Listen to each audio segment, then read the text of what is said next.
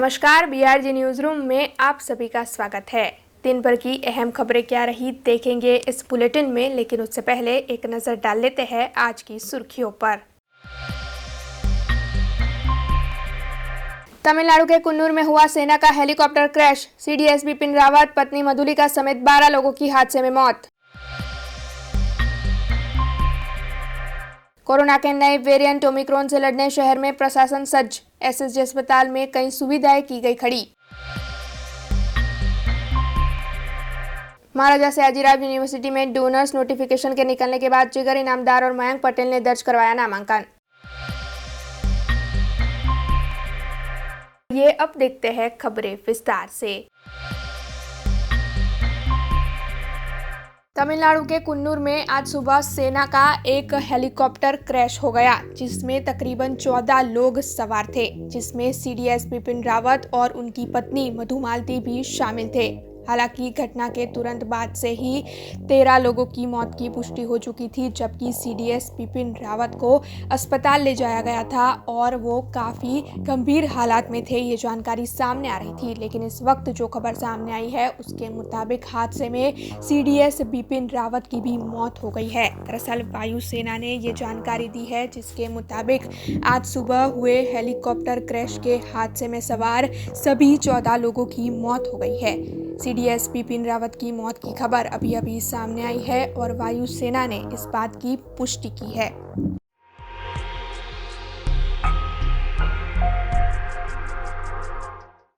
नमस्कार, BRG news room में आप सभी का स्वागत है। दोपहर के 3 बजे तक की खबरों में क्या रहा देखेंगे इस बुलेटिन में।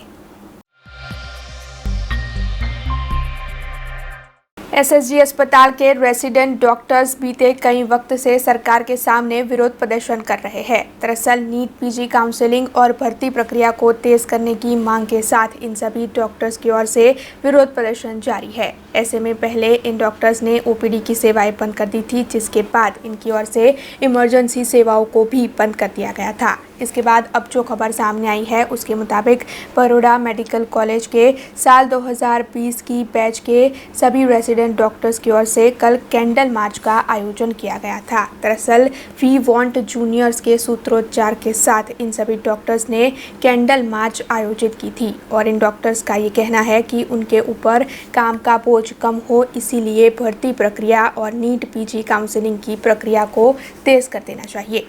અમે રેસિડેન્ટ ડૉક્ટર્સ છે 2020 બેચના અમે એક જ વસ્તુ માટે અમારી ડિમાન્ડ છે કે નીટ પીજી કાઉન્સેલિંગ એક્સપિરિટ થાય અને જેટલું જલ્દી બને એટલું જલ્દી નવી બેચ આવે, જેનાથી વર્ક રેડ્યુસ થાય, મેન પાવર વધે। આજે અમે લોકોએ સવારથી ઇમરજન્સી સર્વિસીસ અને ઓપીડી સર્વિસીસ બંધ કરી હતી અને અત્યારે રાત્રે કેન્ડલ માર્ચ કરી રહ્યા છે। નીટ પીજીનું કાઉન્સેલિંગ થઈ ગયું છે કે જે પીજીની બેચ આવતી હોય, જેની માટે જે સુપર સ્પેશિયાલિટીની જે એક્ઝામ લેવાતી હોય, નીટ એક્ઝામનું કાઉન્સેલિંગ થઈ ગયું છે, એના જુનિયર્સ આવી નથી રહ્યા, જેની માટે કાઉન્સેલિંગની પ્રક્રિયા જે હોય એ સંપૂર્ણ સ્થગિત કરવામાં આવી ગઈ છે। એની માટે તારીખ આવી રહી છે કે આ તારીખે ફરીથી વર્ડિક્ટ આવશે, આ તારીખે ફરીથી વર્ડિક્ટ આવશે, જેના લઈને એક આખી બેચની ડેફિસિટ છે। એ આખી બેચની ડેફિસિટ છે, એના કારણે એક બેચ ઉપર આખું શારીરિક માનસિક ભારણ આવી રહ્યું છે, ઓવરબર્ડન છે રેસિડેન્ટ્સ। એના કારણે નીટ પીજી કાઉન્સેલિંગ એક્સપિરેટ કરવા માટે પેન ઇન્ડિયા સ્ટ્રાઇક છે, એના સપોર્ટમાં બરોડા અને પેન ગુજરાત સ્ટ્રાઇક થઈ રહી છે। स्टैच्यू ऑफ यूनिटी के चेयरमैन राजीव गुप्ता की ओर से ट्विटर पर एक वीडियो शेयर किया गया है। दरअसल स्टैच्यू ऑफ यूनिटी जब से बना है तब से पर्यटकों में काफ़ी लोकप्रिय बन गया है। हज़ारों की तादाद में पर्यटक स्टैच्यू ऑफ यूनिटी देखने के लिए पहुंचते हैं। ऐसे में स्टैच्यू ऑफ यूनिटी के निकट जो शूलपाणेश्वर मंदिर मौजूद है, वहां पर एक घाट बनाया गया है और घाट के किनारे नर्मदा आरती में बड़ी तादाद में लोग हिस्सा लेते हैं। उसी का ये वीडियो है जो इस वक्त लोगों में आकर्षण का केंद्र बना हुआ है। आदरणीय प्रधानमंत्री श्री नरेंद्र मोदी जी की परिकल्पना से केवड़िया, जो पर्यटकों के लिए आकर्षण का केंद्र है, वहां एक और नाम जुड़ गया है, नर्मदा घाट। कोई उसको मानता है देवी, तो कोई देता है मां का दर्जा। माननीय प्रधानमंत्री जी के अथक प्रयत्नों से जीवनदाता मां नर्मदा यहां से 700 किलोमीटर दूर तक के गुजरात और राजस्थान के सूखे इलाकों के लिए एक जीवन रेखा बन चुकी है। पवित्र नर्मदा नदी के तट पर देवादिदेव शूलपानेश्वर महादेव के सानिध्य में शंखनाद, धूप और 51 दियों की ऊर्जा के साथ हर शाम होती मां नर्मदा की आरती पर्यटकों को एक दिव्य चेतना का अनुभव करवाती है।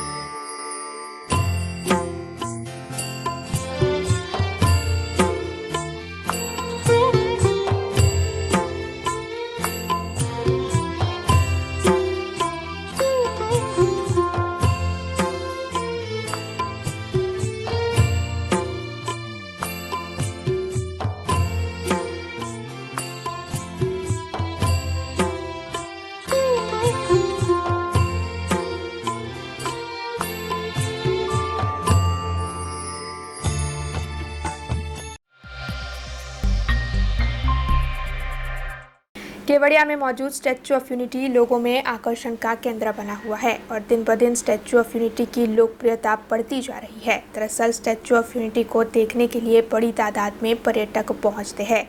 ऐसे में बड़ी तादाद में पर्यटकों के वहां पर आने की वजह से दुर्घटनाओं की मात्रा भी बढ़ती जा रही है। दरअसल केवड़िया स्टैच्यू ऑफ यूनिटी पर से दुर्घटनाओं की कई खबर आजकल सामने आ रही है। ऐसे में इस वक्त जो खबर सामने आई है उसके मुताबिक कल स्टैच्यू ऑफ यूनिटी पर एक कार चालक ने 2 बाइक सवार और एक एक्टिवा सवार को टक्कर दे दी, जिसके बाद ये कार सब्जी की दुकान तोड़कर सब्जी की दुकान के दूसरी ओर निकल गई। ऐसे में कई लोगों को चोट आई और वहां पर मौजूद लोगों की ओर से हादसे में घायल हुए लोगों को अस्पताल पहुंचा दिया गया। हालांकि इस वक्त इस मामले की तहकीकात जारी है।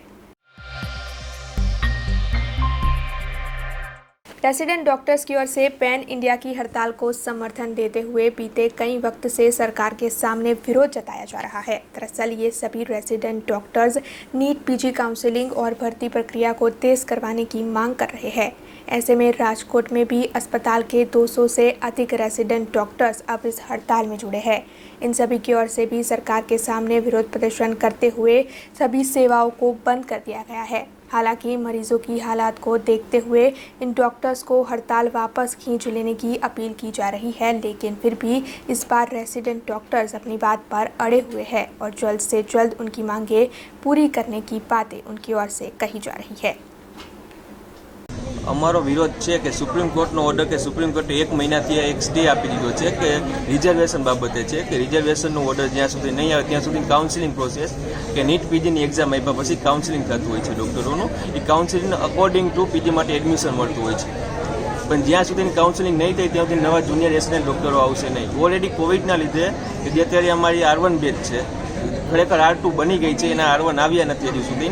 એ લોકોને અત્યારે R2 હોવા છતાં R1નું R2નું ડબલ કામ કરવું પડતું હોય છે અને અમારે R3 છે, અમારી એક્ઝામ હમણાં 2 મહિના પછી આવવાની છે, જેથી અમારી એકેડેમિક અત્યારે વધારે બનવું પડતું હોય છે અને કામમાંથી થોડુંક અમને રિલીવ રાખવા પડતા હોય છે, પણ એની જગ્યાએ એક બેચ જ નથી એટલે અમે નથી એક્ઝામ માટે પ્રિપેરેશન કરી શકતા કે નથી R2 લોકો એની માટે એકેડેમિક્સ એનું તૈયાર કરી શકતા।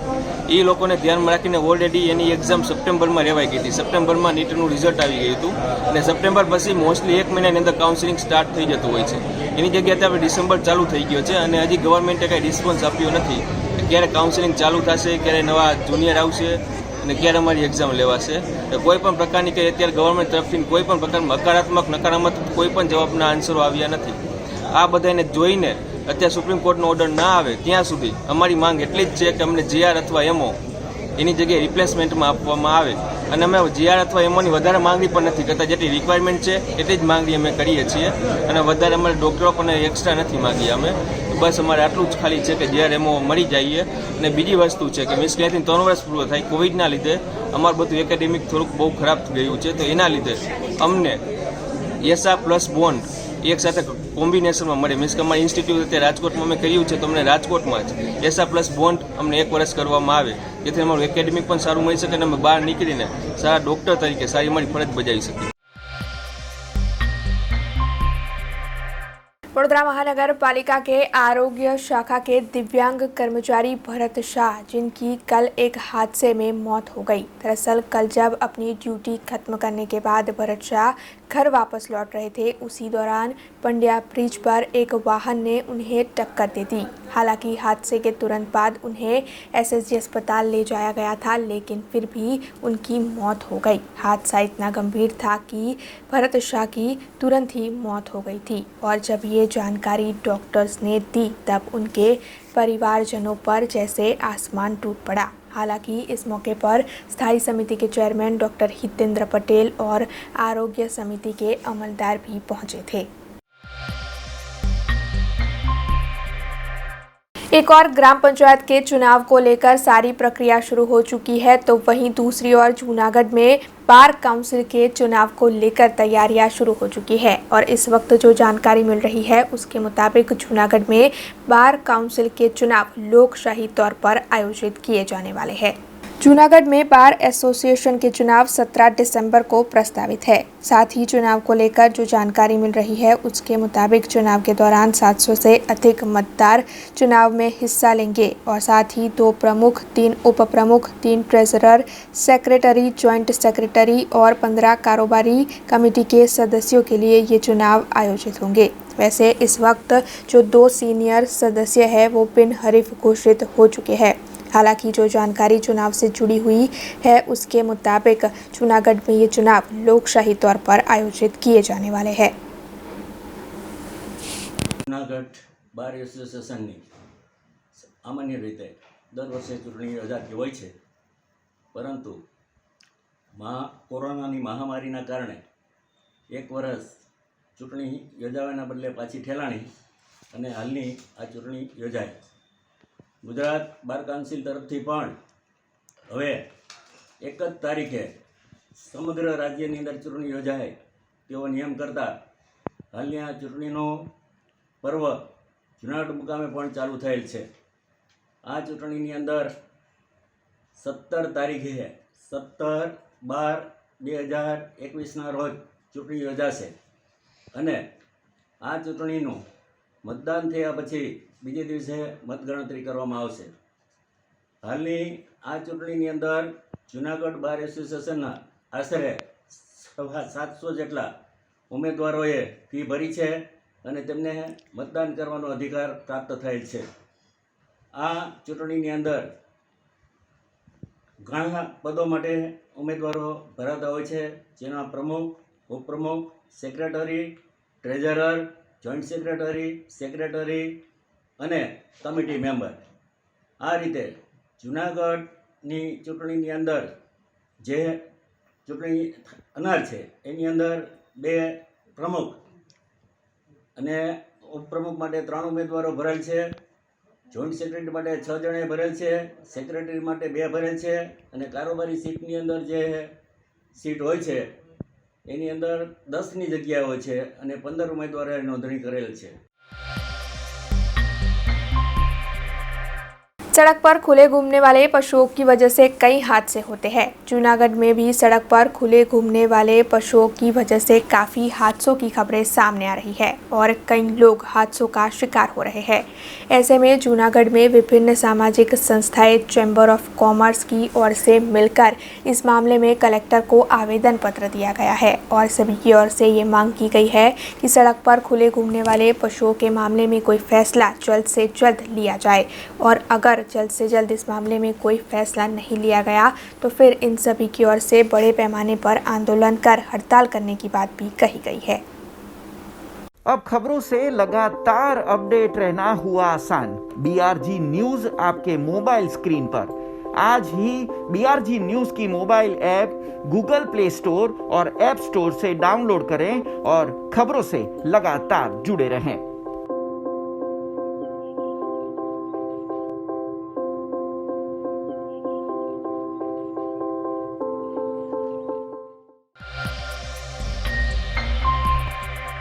खबरों के बीच वक्त तो चला एक छोटे से ब्रेक का। ब्रेक के बाद फिर लौटेंगे कुछ और खबरों के साथ। स्टैच्यू ऑफ यूनिटी केवड़िया में दुनिया की सबसे ऊंची प्रतिमा, जहां पर आपके स्वागत के लिए तैयार है एक खूबसूरत अफोर्डेबल स्टे। प्रधानमंत्री श्री नरेंद्र मोदी जी के इस ड्रीम प्रोजेक्ट में butterfly garden, glow garden, jungle safari, river rafting, valley of flowers, dino trail, Jharwani eco tourism, Sardar Sarovar नौका विहार, सरदार सरोवर डैम जैसे 25 से ज्यादा आकर्षण है। ऐसी खूबसूरत जगह पर आपके कंफर्टेबल स्टे के लिए मौजूद है BRG budget stay. BRG budget stay में आपको मिलेगा अफोर्डेबल लग्जूरियस स्टे, खाने पीने और रहने की बेस्ट फैसिलिटीज से सज्ज 150 rooms, conference hall, amphi theatre और पार्टी लॉन्स की भी सुविधा, डेस्टिनेशन वेडिंग, संगीत संध्या, बर्थडे पार्टीज और कॉर्पोरेट इवेंट्स जैसे आयोजनों के लिए बिल्कुल सही जगह। तो आप भी आज ही ऑनलाइन बुक करवाइए BRG बजट स्टे में अपना स्टे। लॉग ऑन करें www.brgbudgetstay.com near circuit house at statue of unity Kevadia. Contact number 958-664-7777। Break के बाद BRG न्यूज रूम में आप सभी का स्वागत है। 10 दिसंबर से 18 दिसंबर तक राजकोट में सरदार स्वामीनारायण मंदिर में मूर्ति की प्राण प्रतिष्ठा महोत्सव के कार्यक्रम का आयोजन होने वाला है, जिसमें कई बड़े पदाधिकारी उपस्थित रहेंगे। राजकोट में सरदार स्वामीनारायण मंदिर में मूर्ति की प्राण प्रतिष्ठा महोत्सव को आयोजित किया जाने वाला है। 10 दिसंबर से 18 दिसंबर तक प्राण प्रतिष्ठा महोत्सव के कार्यक्रम आयोजित होंगे, जिसके तहत 11 दिसंबर को केंद्रीय गृह मंत्री अमित शाह और गुजरात के मुख्यमंत्री भूपेंद्र पटेल उपस्थित रहेंगे। वैसे भाजपा के प्रदेश प्रमुख CR पाटिल भी इस दौरान उपस्थित रहेंगे। इसके साथ जो जानकारी है उसके मुताबिक सरदार महोत्सव में 100 किलो सोना और 200 किलो चांदी से मंदिर में सिंहासन बनाए गए हैं और बड़ी तादाद में भक्त भी यहाँ पर उपस्थित रहने वाले हैं।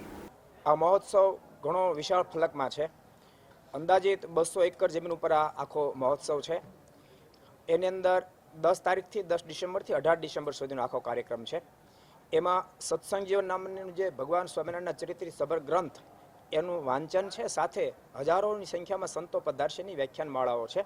રાત્રે અલગ અલગ સાંસ્કૃતિક કાર્યક્રમો છે, વ્યસન મુક્તિ વગેરે વગેરે, અને રહેવા જમવાની ત્રણેય ટાઈમ માટે બધા માટે સુવિધાઓ છે અને બધું જિલ્લા વાઇઝ ડિસ્ટ્રિક્ટ વાઇઝ રાખ્યું। ઓફિસો, એના ઉતારા, ભોજનાલય બધું જિલ્લા વાઇઝ ડિસ્ટ્રિક્ટ વાઇઝ રાખેલું છે અને 200 એકર જમીન ઉપર એનું વિસ્તાર છે અને સહજતાથી અહીંયા બધા પહોંચી શકે એટલા માટે 5.5 કિલોમીટરનો 100 ફૂટનો બાયપાસ હાઈવે પણ તૈયાર કરવામાં આવ્યો છે। 1000 કુંડી યજ્ઞ પણ અહીંયા રાખવામાં આવેલો છે। પ્રથમ દિવસે દીપ પ્રાગટ્ય ઉદ્ઘાટનની અંદર શ્યામ સાહેબ પધારવાના છે, CR પાટીલ સાહેબ પણ પ્રથમ દિવસે જ પધારવાના છે અને એમના હાથે દીપ પ્રાગટ્ય ઉદ્ઘાટન વગેરે વગેરે રાખેલું, સાથે સંતો મહંતો સાથે। સરદારના આંગણે સૌરાષ્ટ્રમાં મુખ્ય યાત્રાધામો તીર્થધામોની સાથે સરદાર ભૂમિનું પણ એક મહત્વ છે। આદરણીય નિત્યસ્વરૂપ સ્વામીજી ખૂબ ભવ્ય આયોજન કરી રહ્યા છે, ત્યારે રાષ્ટ્રના યશસ્વી ગૃહમંત્રી આદરણીય શ્રી અમિતભાઈ શાહ, રાજ્યના યશસ્વી મુખ્યમંત્રી આદરણીય શ્રી ભૂપેન્દ્રભાઈ પટેલ, રાજ્યના યશસ્વી અમારા ભારતીય જનતા પક્ષના અધ્યક્ષ શ્રી CR પાટીલ અહીં આવી રહ્યા છે। કાર્યક્રમની ગરિમાપૂર્ણ રીતે ઉપસ્થિતિ ભારતીય જનતા પક્ષના મોભીઓ કરવાના છે। આપ જુઓ કે વિશાળ પાયા પર હમણાં જ આદરણીય સ્વામીજીએ વાત કરી 200 એકર જગ્યામાં હું માનું છું કે આવનારા દિવસોમાં સૌરાષ્ટ્રને અનેકવિધ જે રીતે એક આદરણીય નરેન્દ્રભાઈ મોદી કાશીનો વિકાસ કરી રહ્યા છે, કાશી, અલ્હાબાદ, મથુરા, એ દ્રષ્ટિએ ગુજરાત તો માનું છું કે દેશનું ગ્રોથ એન્જિન છે, રોલ મોડલ છે। ત્યારે એક યાત્રાધામ દ્વારા રોજગારીનું નિર્માણ થાય, કોઈ પણ જાતના પ્રદૂષણો ઇન્ડસ્ટ્રીના પ્રદૂષણો પણ હોય છે, ત્યારે આ યાત્રાધામનો વિકાસ થતાં આ પંથકમાં હું માનું છું રોજગારીનું નિર્માણ થશે. જે રીતે ભવ્ય મંદિર બનાવી રહ્યા, અને બીજું કે આ સ્વામિનારાયણ સંસ્થાન આદરણીય નિત્યેશ્વર સ્વામીના સાનિધ્યમાં એમના નેતૃત્વમાં સામાજિક ઉત્થાનની કામગીરી પણ કરે છે, પર્યાવરણની પણ કામગીરી કરે. બીજું કે વિદ્યાર્થીઓને નિઃશુલ્ક ભણાવવાના છે. આજે એ વૃક્ષારોપણની કામગીરી કરે છે, સાથે આમ કહે છે કે ગરીબ પરિવારના બાળકોને નિઃશુલ્ક શિક્ષણ પણ આપવાના છે. હું માનું છું કે સામાજિક આર્થિક તમામ દ્રષ્ટિએ ખેતીમાં ખેડૂતોનો વિકાસ થાય એ પણ એમનો પ્રયાસ છે. ત્યારે હું માનું છું કે આ પંથકમાં આ એક યાત્રાધામ અનેરી ભાત પાડશે. ખરા અર્થમાં ત્રિવેણી સંગમ રચાયો છે કે અહીંથી સામાજિક એક નવચેતના જાગૃતિનું અભિયાન પણ શરૂ થાય, સાથે સાથે મહાનુભાવોને બોલાવી અને જે રીતે એક સરદારને હું માનું છું કે ગુજરાતના ટુરિઝમના યાત્રાધામ પિલગ્રીમેજના નકશામાં મૂકવાનો એમનો એક પ્રયાસ છે, એ પ્રશંસનીય છે. एसएसजी अस्पताल के रेसिडेंट डॉक्टर्स बीते कई वक्त से पैन इंडिया की हड़ताल को समर्थन देते हुए सरकार के सामने अपनी कई मांगे रख रहे हैं। दरअसल इन डॉक्टर्स की ओर से कोरोना महामारी के दौरान से ही लगातार कार्य किया जा रहा है और इस वक्त उनके ऊपर काम का बोझ बढ़ गया है। बीते कई वक्त से लगातार काम करने की वजह से ये सभी डॉक्टर्स अब मांग कर रहे हैं कि जल्द से जल्द नीट पीजी काउंसलिंग की प्रक्रिया को पूरा करवाया जाए और साथ ही भर्ती प्रक्रिया भी तेज़ कर दी जाए, जिससे कि जूनियर डॉक्टर्स के आने की वजह से उनके पर काम का बोझ थोड़ा सा कम हो। ऐसे में इन डॉक्टर्स की ओर से हड़ताल के चलते ओपीडी और इमरजेंसी सेवाओं को बंद कर दिया गया था और फिर कल एक कैंडल मार्च भी आयोजित की गई थी। उसी के तहत बड़ौदा मेडिकल कॉलेज के साल 2020 की बैच के छात्रों की ओर से आज भी हड़ताल कर विरोध प्रदर्शन जारी रखा गया है और अगर उनकी मांगे नहीं मानी गई तो फिर बड़े पैमाने पर आंदोलन करने की बात भी उनकी ओर से कही जा रही है। અત્યારે જે નીટ પીજીની કાઉન્સેલિંગ જે અમારા R1 બેચ છે એની જનરલી એક્ઝામ જાન્યુઆરી મહિનામાં થવી જોઈએ, જે કોવિડના લીધે સપ્ટેમ્બર મહિનામાં થઈ, અને એના પછી જે કાઉન્સેલિંગની પ્રક્રિયા યુદ્ધના ધોરણે શરૂ થવી જોઈએ, જે હજી સુધી થઈ નથી અને અનનેસેસરી ડિલે થઈ રહ્યો છે. અને એ અનનેસેસરી ડિલેના opposite federation of all India resident association અને RDA બધા સ્ટેટના ભેગા મળીને એના વિરુદ્ધમાં હડતાલ ચાલુ છે. અત્યારે કોરોના જે ઓમિક્રોન વાયરસ છે it is hanging over our heads. અત્યારે હોસ્પિટલ્સમાં મેન પાવર ઓછું છે, તો પણ હજી નીટ કાઉન્સેલિંગની પ્રક્રિયા શરૂ થઈ નથી. તો એ પ્રક્રિયા ઓનરેબલ સુપ્રીમ કોર્ટ અને સેન્ટ્રલ ગવર્મેન્ટ જલ્દીમાં જલ્દી શરૂ કરાવે એવી અમારી માગણી છે. એટલે અમે 2020 જે બેચ છે રેસિડેન્ટ એના જુનિયર હજી સુધી આવ્યા નથી, તો અમારી એ જ રિક્વેસ્ટ છે સુપ્રીમ કોર્ટને કે તમે નીટનો પ્રોસેસ છે એક્સપેક્ટ કરો અને જલ્દીમાં જલ્દી આપો અમને જુનિયર્સ. અને એ પણ રિક્વેસ્ટ છે કે અમારા સિનિયર્સ અને કન્સલ્ટન્ટ લેવલ પર પણ અમને થોડો સપોર્ટ વધારે મળે તો સારું. कोरोना के ओमिक्रॉन वेरिएंट की वजह से इस वक्त हर कोई काफ़ी परेशान है। दरअसल कोरोना की लहर बस शांत हो ही रही थी, ऐसे में अचानक ही ओमिक्रॉन वेरिएंट का खतरा आ गया और हर कोई इस वक्त ओमिक्रॉन की दहशत से जूझ रहा है। ऐसे में वडोदरा शहर में भी प्रशासन की ओर से ओमिक्रॉन वेरिएंट के सामने लड़ने के लिए तैयारियां शुरू कर दी गई है। शहर के सबसे बड़े एसएसजी अस्पताल में कम से कम 45 जितने बेड, ऑक्सीजन और वेंटिलेटर की व्यवस्था करवाई गई है। दरअसल ओमिक्रॉन के सामने लड़ने के लिए एसएसजी अस्पताल की ओर से हर मुमकिन तैयारी की जा रही है और इस मामले में कोविड ऑब्जर्वर डॉक्टर पेलिम की ओर से ज़्यादा जानकारी भी दी गई है। ઓમિક્રોનની હમણાં એન્ટ્રી ગુજરાતમાં થઈ ચૂકી છે જામનગર જિલ્લામાં, તો એની તૈયારીના ભાગરૂપે ગુજરાતનું જે સરકારી તંત્ર હોય અને એસએસજીનું તંત્ર દ્વારા હંમેશા તૈયારી રહેવા માટે સૂચના આપવામાં આવી જ છે. એ તૈયારીની ભાગરૂપે અમારી પાસે તમે હાલમાં જોઈ રહ્યો છે કે 20-22 બેડ આઈસીયુના તો તૈયાર જ છે, છતાં બીજા પણ 20-22 બેડ મેડિકલ નર્સિંગ હોલમાં પણ તૈયાર છે અત્યારે હાલમાં. જેમ જેમ જરૂર પડશે એમ અમે બેડ વધારી શકશું. બેડની કોઈ અહીંયા આપણે તંગી રહેવાની છે જ નહીં. આપણી પાસે ઓક્સિજન કોન્સન્ટ્રેટર લગભગ 400 થી 500 છે, આપણી પાસે વેન્ટિલેટર છે 150 થી 200 આપણી પાસે છે, મલ્ટીપલ મોનિટર છે આપણી પાસે 150 થી 200, ઓક્સિજનના બાટા લગભગ રોજના 80-90 આવે છે અને 24 કલાક સ્ટાફ પણ છે આપણી પાસે. એટલે એવું કહી શકાય કે આ ઓમિક્રોન જ્યારે આવે તો એને તૈયારીની ભાગરૂપે એસસીજી આજ ગઈકાલે પણ તૈયાર હતું, આજે તંત્ર તૈયાર છે। देश में कई लोग सड़क हादसे का शिकार हो जाते हैं और सड़क हादसे में जान भी गंवा देते हैं। सड़क हादसों की तादाद बढ़ती जा रही है और ऐसा इसीलिए क्योंकि लोग सही तरीके से ट्रैफिक नियमों का पालन नहीं करते हैं। हालांकि वडोदरा शहर में शहर पुलिस की ओर से एक अनोखे अभियान को शुरू करवाया गया है। ट्रैफिक नियमों का पूरी तरीके से शहर में पालन हो सके, इसी आशय से ट्रैफिक पुलिस की ओर से मैं भी ट्रैफिक चैंप कार्यक्रम की शुरुआत करवाई गई है, जिसके तहत ट्रैफिक पुलिस जगह जगह पर खड़े होकर लोग ठीक तरीके से ट्रैफिक नियमों का पालन करते हैं या नहीं, इस बात का ध्यान रखते हैं और जो भी लोग ठीक से सभी ट्रैफिक नियमों का पालन कर रहे हो उन्हें 100 रुपयों की पेट्रोल भरवाने की कूपन देते हैं और साथ ही मैं भी ट्रैफिक चैंप के सम्मान पत्र से उन्हें नवाजा भी जाता है। ऐसे में आज हरनी इलाके में ट्रैफिक पुलिस की इस कामगिरी को आम जनता की ओर से सराहा गया।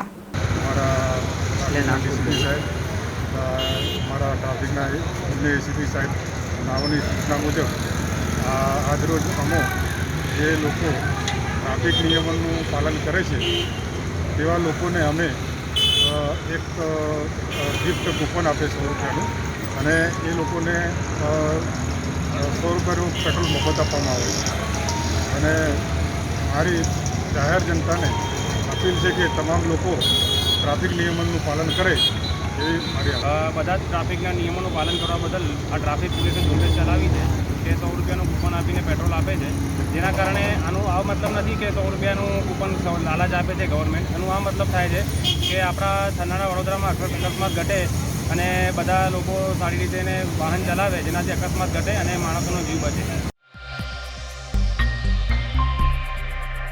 ये दृश्य राजकोट से सामने आए हैं, जहां पर एक रिक्शा जिसमें तेल भरा हुआ था वो सड़क से गुजर रही थी और अचानक ही रिक्शा पलट गई, जिसके चलते सड़क पर तेल गिर गया। हालांकि घटना की जानकारी मिलते ही तुरंत ही दमकल विभाग की टीम और स्थानीय कॉरपोरेटर वहां पर पहुंच गए और इस वक्त आगे की कार्रवाई जारी है।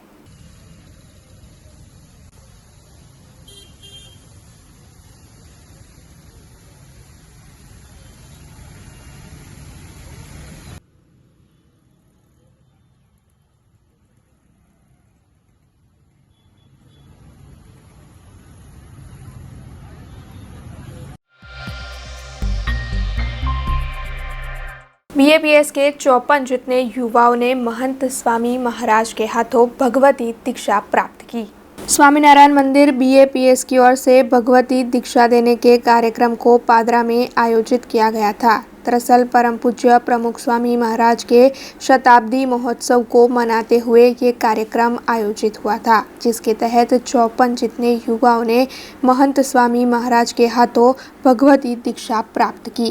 इस मौके पर उपस्थित सभी युवा 3 साल का प्रशिक्षण ले चुके हैं और आने वाले 5 सालों तक भी इन युवाओं की ओर से केंद्र पर प्रशिक्षण प्राप्त किया जाएगा और फिर बीएपीएस में जहां पर भी ज़रूरत होगी ये लोग अपनी सेवाएं देंगे। प्रमुख स्वामी महाराजना प्रागट्य स्थान चाणसदे અને પ્રમુખ સ્વામી મહારાજની 100મી જન્મ જયંતિના દિવસે આજે 7 ડિસેમ્બર 2021 એટલે પ્રમુખ સ્વામી મહારાજનો 100મો પ્રાગટ્ય દિન આજે પ્રમુખ સ્વામી મહારાજના અનુગામી પરમ પૂજ્ય મહંત સ્વામી મહારાજ દ્વારા 54 ભણેલા ગણેલા યુવાનોને દીક્ષા આપવામાં આવે છે। આ 54 યુવાનો 3 વર્ષની અમારી સંત તાલીમ કેન્દ્ર સારંગપુરમાં ત્યાંથી પોતે ઉત્તીર્ણ થયેલા છે। લગભગ 14 એમાંથી પરદેશના છે, 12 America Born and brought up in US, એક યુકેના છે અને એક આફ્રિકાના છે, તે 14 પરદેશના છે। 42 જણા એ એન્જિનિયર છે, 42 જે અત્યારે આપણને પાછળ અહીંયા દર્શન થાય છે તો 42 જણા એન્જિનિયર છે, સાથે સાથે 27 જણા છે એ સ્નાતક એટલે ગ્રેજ્યુએટ છે। અને આશ્ચર્યની વાત એ છે આજે 7મી તારીખે અને પાછું 2 દિવસ પછી 9મી તારીખે આજે ભાગવતી દીક્ષા એટલે ભગવી દીક્ષા, 2 દિવસ પછી પાર્ષદી દીક્ષા એટલે વ્હાઇટ દીક્ષા। એ બંને થઈને 46 યુવાનો એવા છે જેના મા બાપના એકના એક છે અને એના માતા પિતાએ બહુ રાજી થઈને દીક્ષા માટે પોતાના દીકરાને પરવાનગી આપી છે.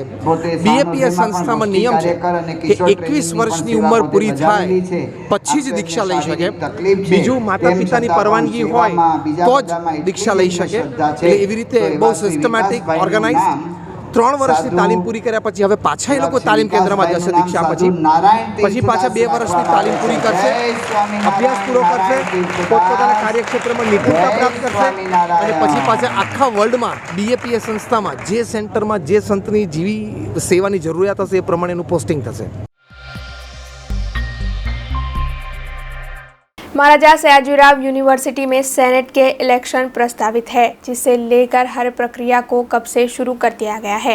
ऐसे में सेनेट इलेक्शन में मैंडेट किसे दिया जाए, इस मामले में कल संकलन समिति की एक बैठक आयोजित की गई थी, जिसमें शहर भाजपा प्रमुख डॉक्टर विजय शाह विशेष तौर पर उपस्थित रहे थे. इसके साथ साथ आपको ये भी बता दें कि इस मौके पर फैकल्टी ऑफ टेक्नोलॉजी के Kashyap Shah, faculty of commerce के सुशांत मखीजानी और फैकल्टी ऑफ साइंस के हेमल मेहता जैसे लोग भी उपस्थित थे. साथ ही इस मौके पर शिक्षक कैटेगरी के कई सदस्य भी उपस्थित रहे थे. इस बैठक के तहत मैंडेट किसे दिया जाए, इस बारे में विभिन्न मुद्दों पर चर्चा की गई और अब आखिरकार कमेटी का फैसला क्या रहेगा, उस पर सबकी नजरें टिकी हुई है. આજે MS યુનિવર્સિટીમાં જે સંકલન સમિતિનું નિર્માણ થયું છે સંઘ ભાજપ ABVP શૈક્ષિક મહાસંઘના અંદરમાં એમાં આદરણીય શહેર અધ્યક્ષ ભારતીય જનતા પાર્ટીના ડૉક્ટર વિજયભાઈ શાહ, વિજ્ઞાન આપણા રાષ્ટ્રીય સ્વયંસેવક સંઘના મનસુખભાઈ પટેલ અને પ્રજ્ઞેશભાઈ શાહ અખિલ ભારતીય શૈક્ષિક મહાસંઘના રાષ્ટ્રીય ઉપાધ્યક્ષ છે અને એમના માર્ગદર્શનમાં આજે વિવિધ teacher category, professor category, register graduate કેટેગરીના કેન્ડિડેટો જોડે શુભેચ્છા મુલાકાત હતી. શુભેચ્છા મુલાકાતમાં બધા જ શિક્ષકો જોડે અને રજિસ્ટર ગ્રેજ્યુએટના અધિકારીઓ કેન્ડિડેટ જોડે એમનો પરિચય થયો અને પરિચય હળવી ચર્ચા થઈ.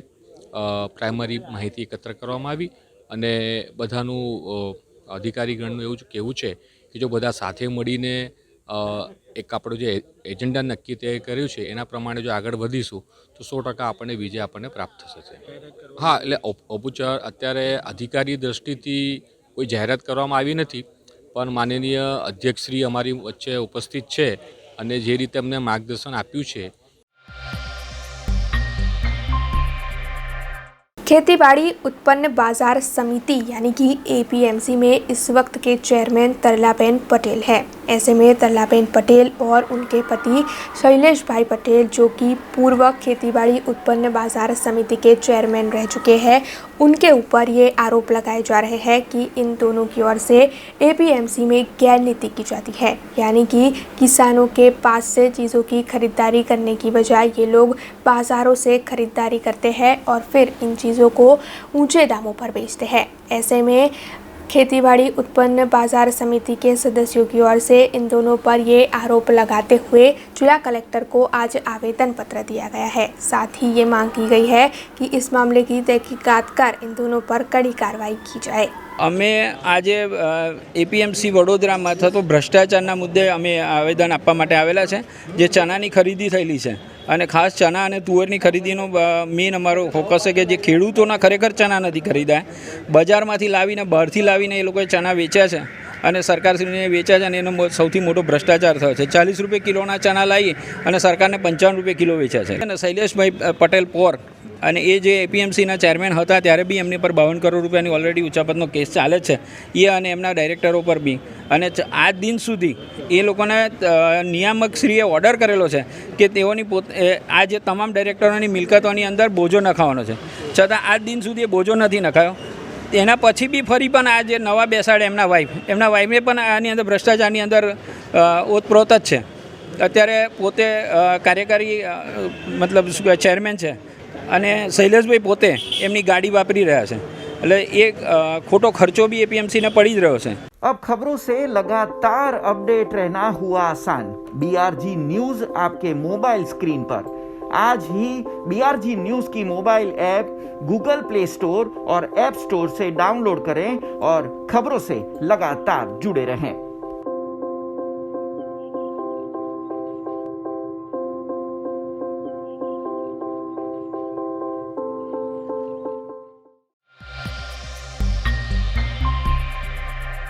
टांडिया बाजार इलाके में जो दमकल विभाग की बिल्डिंग थी उसे तोड़ने की नोटिस निर्भयता शाखा की ओर से कुछ दिनों पहले दे दी गई थी। दरअसल वडोदरा शहर में जितनी भी बिल्डिंगें जीर्ण अवस्था में है उन्हें तोड़ने की कवायद निर्भयता शाखा की ओर से की जा रही है ताकि कोई हादसा ना हो और किसी को कोई नुकसान ना पहुंचे।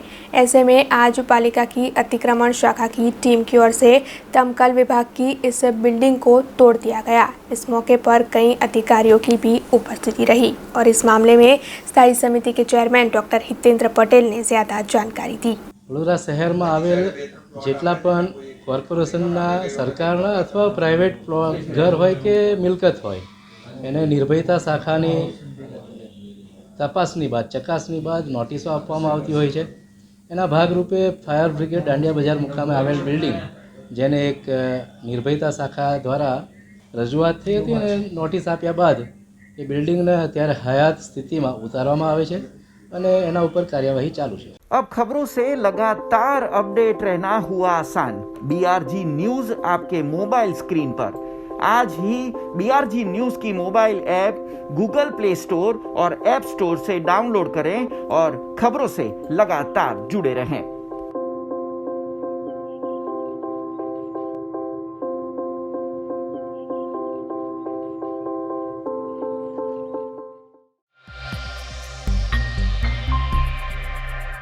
महाराजा सयाजीराव यूनिवर्सिटी में सेनेट के इलेक्शन प्रस्तावित है। सेनेट इलेक्शन वैसे तो लगातार विवादों में रहे हैं, लेकिन फिर भी सेनेट इलेक्शन से जुड़ी हर प्रक्रिया जारी है।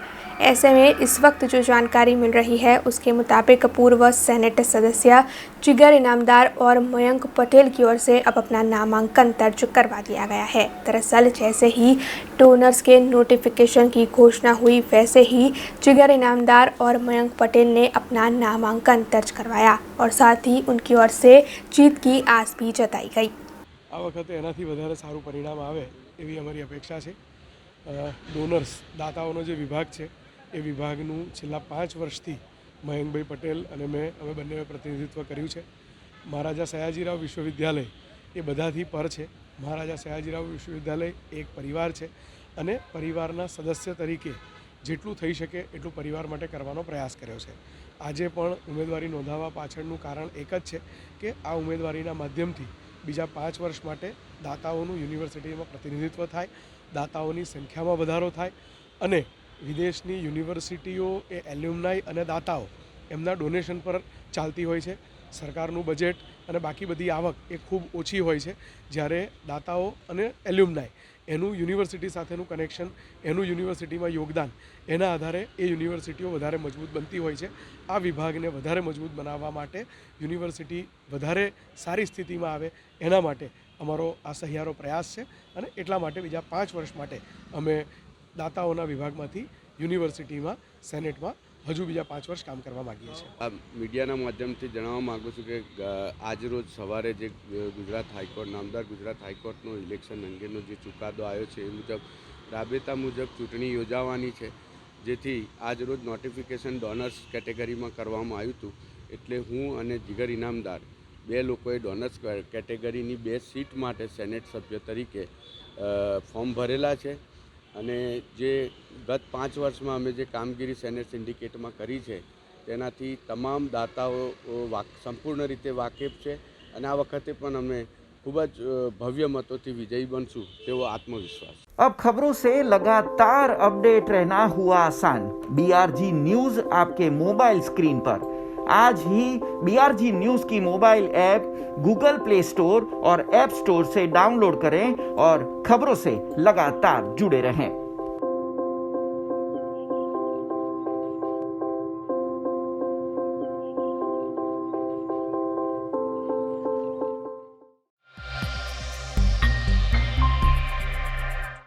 ग्राम पंचायत के चुनाव 19 दिसंबर को प्रस्तावित है, जिसे लेकर उम्मीदवारी फॉर्म भरने की प्रक्रिया को शुरू करवा दिया गया है। हालांकि इसे लेकर विवाद भी सामने आ रहे हैं। ऐसे में करजन के देरोली गांव से जो खबर सामने आ रही है, उसके मुताबिक तीनीबेन वसावा की ओर से वहां पर सरपंच के लिए उम्मीदवारी दर्ज करवाई गई है, लेकिन राजकीय दबाव में आकर उनका उम्मीदवारी फॉर्म मंजूर किया गया होने के आरोप इस वक्त लगाए जा रहे हैं। दरअसल तीनीबेन वसावा की ओर से जो भी सबूत दिए गए हैं, उनमें से कोई भी सबूत सही नहीं होने की बात वहां के लोगों की ओर से कही जा रही है। ऐसे में आज मामलतदार को आवेदन पत्र देते हुए तीनीबेन की उम्मीदवारी रद्द करने की मांग की गई है।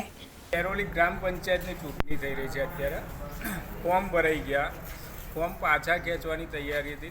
એ વખતે વાંધા અરજી આપેલી શૌચાલય બાબતની કે સામા પક્ષવાળાએ શૌચાલય ન હોતું અને શૌચાલયનો ખોટો બોગસ દાખલો મૂકી અને ફોર્મ પાસ કરાયેલું છે। તેના અનુસંધાનમાં સરપંચશ્રીને ખબર પડી જે સામેવાળાને, તો એમને વાંધા અરજી આપેલી। એ વાંધા અરજી આપવા છતાંય બહુ રજૂઆત કરવામાં આવી, તે છતાંય ફોર્મ રિજેક્ટ કરવામાં આવ્યું નથી। પ્રાંત સાહેબને, મામલતદાર સાહેબને બંનેઓની રજૂઆત કરી, જિલ્લા કલેક્ટર સાહેબ જોડે રજૂઆત કરી, તે છતાંય અમને ન્યાય મળ્યો નહોતો। ચૂંટણી પંચને પણ ટેલિફોનિક જાણ કરી, ચૂંટણી પંચે પણ કહ્યું કે અમે સૂચના આપીએ છીએ, પણ તમે બધું લેખિતમાં પ્રાંત સાહેબને રજૂઆત કરો। अब खबरों से लगातार अपडेट रहना हुआ आसान। BRG न्यूज आपके मोबाइल स्क्रीन पर। आज ही BRG न्यूज की mobile app Google play store और ऐप स्टोर से डाउनलोड करें और खबरों से लगातार जुड़े रहें।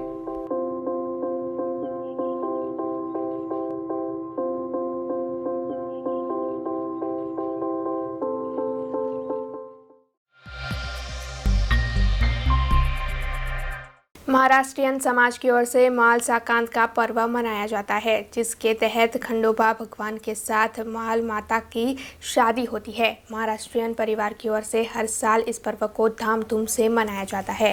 ऐसे में इस पर्व के तहत आज चंपाष्टमी का दिन था और आज के दिन शादी के एक दिन पहले हल्दी लगाने के कार्यक्रम को आयोजित किया गया था, जिसके तहत महाराष्ट्रियन समाज के सभी लोग बड़ी तादाद में मंदिर में इकट्ठा हुए और इस विधि को संपन्न करवाया गया। कुलदेवता છે ખંડોબા, તે તમારા ગાયકવાડના કુળદેવતા છે અને સર્વ મહારાષ્ટ્રી લોકોના આજે ચંપા ષષ્ઠી તરીકે આજે પીઠી લાગે, છઠ્ઠી પાંચમા જે પીઠી લાગે છે, છઠ્ઠે લગ્ન હોય છે। જ્યારે વરઘોડો ભોલાઈમાંથી તે નીકળે છે 5 વાગે અને 6:30 7:30 વાગે આ ખંડોબા મંદિરમાં આવી જાય। બોલો આજે શું હતું? આજે જો પાંચમ છે, પાંચમને પીટી લાગે છે। આજે બધા મહારાષ્ટ્રી લોકો હોય તે પીટી લગાડવામાં આજે આવે। સ્પેશિયલી આજે હલ્દી લગાડવાનો એક પ્રસંગ હોય છે, જેમાં સૌભાગ્યવતી સ્ત્રીઓને આ એના માટે સ્પેશિયલી બોલાવવામાં આવે છે અને આ પ્રસંગ ઉજવવામાં આવે છે। પહેલાં સૌપ્રથમ એમનું આવક્ષણ જે કર્યા છે દીવાને ઉવાળીને થાય છે અને ત્યારબાદ હળદર પીઠી લગાડવામાં આવે છે। જેમ આપણે પીઠી હોય છે ગુજરાતીઓમાં, એ રીતના પીઠીની આ જે વિધિ છે એ કરી છે। ત્યારબાદ અલગ અલગ પાણીથી, જાણે કે જાણે ગંગાજળ છે, શુદ્ધ ચંદનનું જળ છે, વગેરેથી એમનું આજે સ્નાન કરાવવામાં આવે છે। अब खबरों से लगातार अपडेट रहना हुआ आसान। BRG न्यूज आपके मोबाइल स्क्रीन पर। आज ही BRG न्यूज की mobile app Google play store और ऐप स्टोर से डाउनलोड करें और खबरों से लगातार जुड़े रहें।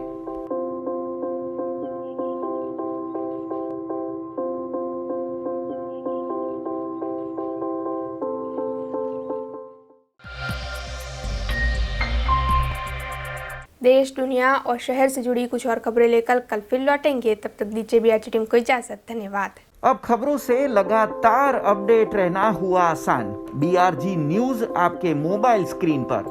आज ही BRG न्यूज की mobile app Google play store और ऐप स्टोर से डाउनलोड करें और खबरों से लगातार जुड़े रहें।